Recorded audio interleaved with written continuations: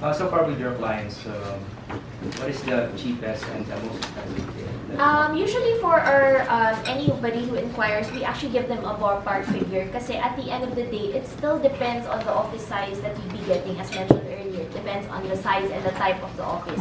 So for a one-person office na desk lang, it's from 15,000 to about 300,000. It really depends. If you get two offices kasi, for example, one office costs 30,000, the other one is 40. Add those together, 70,000. That's 15,000 per 1.5, month. yes, Per for month? offices, month, excluding 12% VAT. To as high as 250,000 for. So that's the bigger highest size. 200,000. Yes. Yes. So you're not planning to go beyond the office hours?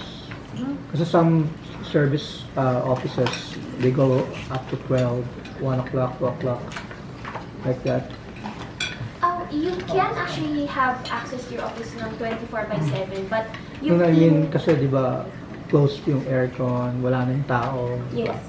So, But they're still doing operations kasi it's just the air conditioning, but electricity, phone lines, lahat po yan are still working. but there's no more staff like you said, di ba? Dapat- Yes, yung CEO staff lang po ang Wala na. Kasi I've been offered tatlo na yung nag-offer sa akin ng service residences. And one of them, yung nga, naglalas up until 12, 1 o'clock. But there's still people from their side. Well, we're very clear naman po with our clients who ask naman during the tour kasi we take them to a tour. Of course, at the end of the day, we would want them to see the office and then after to discuss pricing. Kasi if I say that the office is for free, we would still want to see where it is, what it looks like also. So that's why we, of course, invite them over. And we're very upfront naman with all the arrangements para at least klaro po yun before they go into a contract with us. Ang room ba, air conditioning lang, so walang other forms of cooling like electric fans? None po. But however, our clients have their right. So we can bring our own, kasi di ba Yes. furnished yung bawat room? It's furnished with a standard desk, chair, and mobile pedestal. Ah, But so- all the other equipments, like if you want to make it more homey, you can bring in a sofa. Yes, then this is always possible. Wala naman pong extra charge for that. This is your office, so feel free to make it as how you can work and how to configure it. Is there a parang shared workspace like merong computers shared? We actually don't have that room with computers na po na naka-built in. For example, there's a spot for printing, photocopying, walang ganun. Photocopying, yes. We have common area scanning, faxing, binding, scanning area.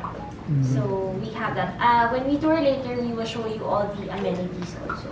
I think we can do it by batches para at least go to my colleague Fritzy, she's our operations manager. She can actually take the second batch also. Then I can take the first batch. My question is, when it comes to internet connectivity and reliability, what is your coverage minimum internet bandwidth upstream and downstream? Yes. Second one is it for the team? Number 3, is it for individual computer? And how much will be the cost if we go beyond on that minimum bandwidth? Okay. Sige, upstream, downstream. Okay, actually, our bandwidth is, yeah, okay. Again, my name is Fritzy. Our bandwidth is actually a shared, a 15 MB. 15 MB. 1.5, yeah. But dedicated lease line to us. Yes, regarding your question, it's actually not limited to a computer, so we don't have a bandwidth manager. So whatever is available that hour can be shared among all users. So there's only one line, one Yes. internet connection. Follow-up Because question. other people down. Because other people will downloading, uploading. Yeah, but we ensure that we monitor it, like, because we're actually using the same bandwidth. So if there's any unusual activity, we'd be able to know. We'll be the first one to know. Don't you think it's better if you have a second line para just in case that line goes down?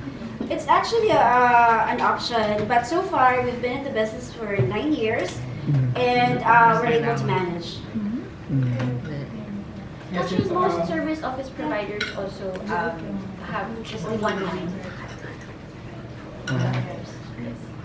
I mean, kasi some have more than two. I've been around in the service at offices kasi. So they have separate, for example, they dedicate this for certain group of people, the as VIP or... Oh, that's possible also. That's what we call, kasi some clients, let's say for our ITs, who need heavy requirements, kasi yung activities nila would require really a higher bandwidth, then they have the option to get their own dedicated lease line. So actually, currently Okay. in this office, we have about like 4 yeah, dedicated other lease lines. Kasi marami po kaming big clients also who want their own po. That's for the telephone. I know, for internet. So you have four So far. list lines. Actually, the provider for the telephone is different from the internet. Yes, but one provider for internet, if that's what you're asking. Ah, Our one provider provider is Eastern but 4 Telecoms. lines. Yes. One provider with 4 lines. Yes, marami po kaming lease lines. So the 15 Mbps that Fritzy has mentioned, this is excluding the clients who have their own lease lines. That 15 Mbps is for each of those 4 lines. No, it's actually shared. Shared. So that's only 1 line. Oh, it's one line. But she was saying is those clients with heavy requirement, or if they require higher bandwidth. They get their own lines. Yes. Ah, There's also so- infinite speed. Sariling initiative na namin to get our own Yes, it's an separate option. line.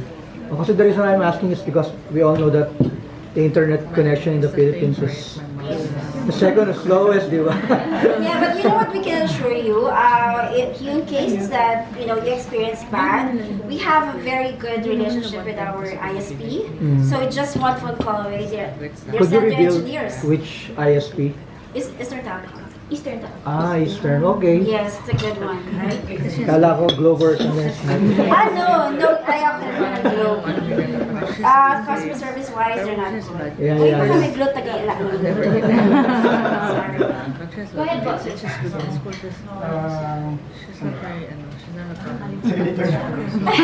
Was I able to answer your bandwidth question? Yes. po. Yes, it is a shared. Upstream, downstream. Yep. Uh, Yeah, I understand yeah. that naman. As long as you have mentioned about the 15 MB. Yes. So it's Science high school. dedicated 15 MB, downstream 15 MB. Parang science high school. And then my question is with regards to the options, if depends on the client requirements. For example, my company is more on video editing, so I need to have bandwidth, higher bandwidth for the upstream so that I could render videos and submit to the client. So the next question would be,